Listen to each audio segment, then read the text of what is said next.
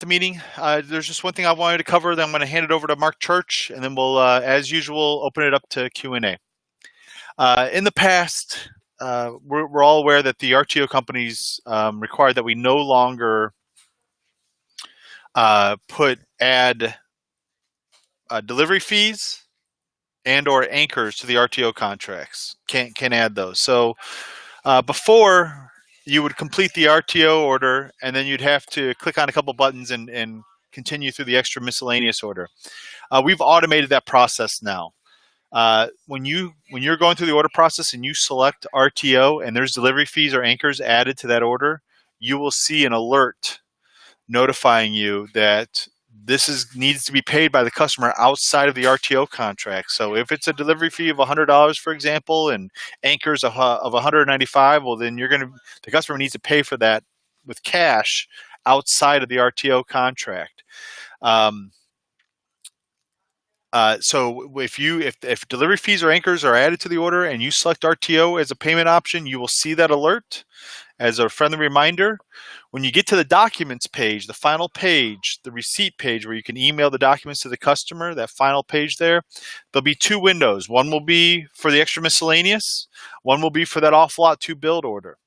The extra miscellaneous will have a button that you can click on that can go to the payment. So if you're on that document page, you just finished the to build or off-lot RTO order, you're on that final page, and you see that you see that our RTO extra miscellaneous order. You can print it out right there for the customer. Then you can click on the button, go to the payment page. The customer can pay right then and there. It's super simple, easy, and then it also links the order in Compass. So it will automatically create it. It will automatically link it. The most important thing out of this whole thing is that you talk to the customer during the point of sale and let them know that this money is going to be needs to be paid outside the RTO contract, so that we have a good customer experience throughout the entire process. There'll be a PDF with visuals coming out later today, and if you guys reach back out to us, and we just lost internet again. Okay, can you? All right, am I back? Can you hear me? All right, sorry, we just lost internet. So there, sent out the PDF to everybody with visuals about the process today. And if you got any questions, just reach back out to us. I'm going to hand it over to Mark Church, and then we'll have Q&A. 1 second, everybody.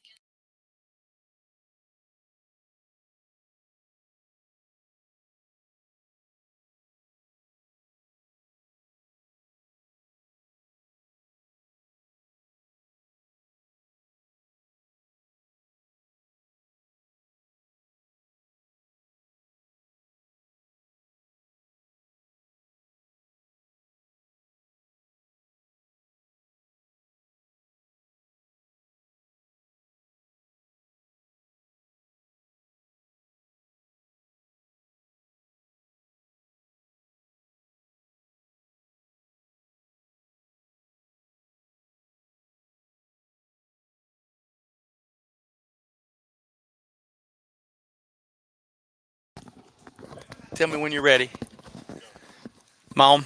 Hey, guys, this is Mark Church. It's about, I want to just follow up real quick on the dealer meeting. I apologize. My computer had some computer challenges there. Hey, I wanted to just follow up on a couple different items real fast as we continue to get into this dealer call. And today, really the focus continues to be on dealer leads and the understanding of how many times it takes to reach out when you receive a lead via social media, via Facebook, or whatever it may be. Many of you dealers out there are posting online. Many of you dealers out there are investing in Google Ads or something of that nature. Some dealers in our network have asked us to kind of help partner with them on gathering leads and getting leads. But it doesn't matter really how you're doing it. There's an investment there. Okay. In many cases, there's an investment there. And so one of the things that I'm going to continue to harp on, we've talked about this multiple times. We've continued to talk about this day in and day out.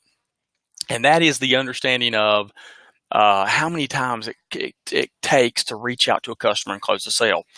I told in the story an analogy about this earlier at 10 o'clock, and that is the understanding that I had someone that was interested in a building. They go to my church. They contacted me. They gave me their telephone number. I told them I'd call them on a Monday. I called them. They didn't answer. I texted them. They didn't answer. And so immediately I gave up, right? That's my fault. And as I was talking about this subject, it dawned on me really the understanding of that. Okay. And so it's extremely important that we understand if you're getting a lead, if someone's coming on your lot, it's extremely important that 8 to 10 calls is really what it takes. 8 to 10 contacts is really what it takes to close a sale. In many cases, that could be an email, that could be a phone call, that could be a text. It doesn't really matter what it is or what you prefer. I believe that you need to incorporate all three, honestly, to be successful.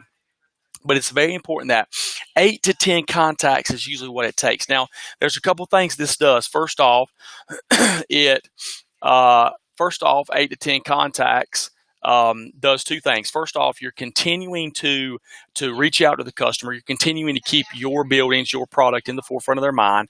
But the second thing it does is it continues to build a pipeline, okay, a yearly pipeline all the time. And so I think it's very important that we understand that it's not about, hey, a phone call, a text, they don't answer, you move on. You have got to follow up with them 8 to 10 times. You call them, you text them, you email them, you might send them a postcard, okay? Or you put them on an email distribution list that every month you're sending some type of updated email, whatever it may be.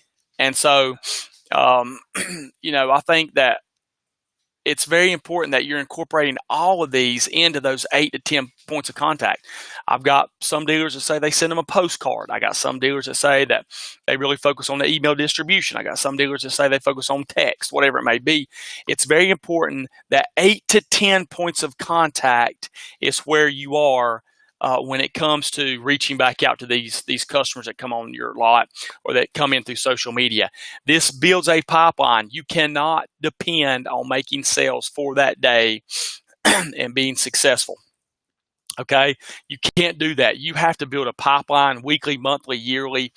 And what that pipeline does is that really allows you to maximize sales. I'm not saying you can't sell buildings just trusting who's going to call that day or come on the lot. What I am saying is for you to build that pipeline, okay, for you to build that pipeline and for you to continue to be that great dealer, to be that best dealer that you can be, it's very important that you are reaching out 8 to 10 times to follow up with these leads, okay?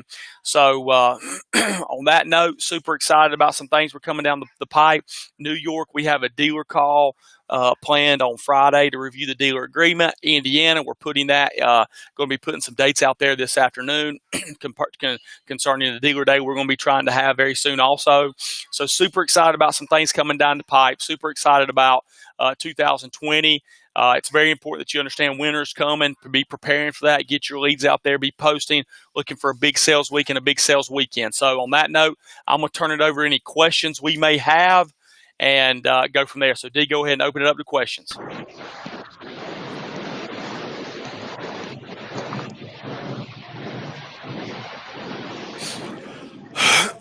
All right, guys, any questions out there? Any questions? Okay, on that note, we're going to go ahead and jump off. If you do have any questions, reach out to your DMs. They'll be more than happy to answer any questions you have.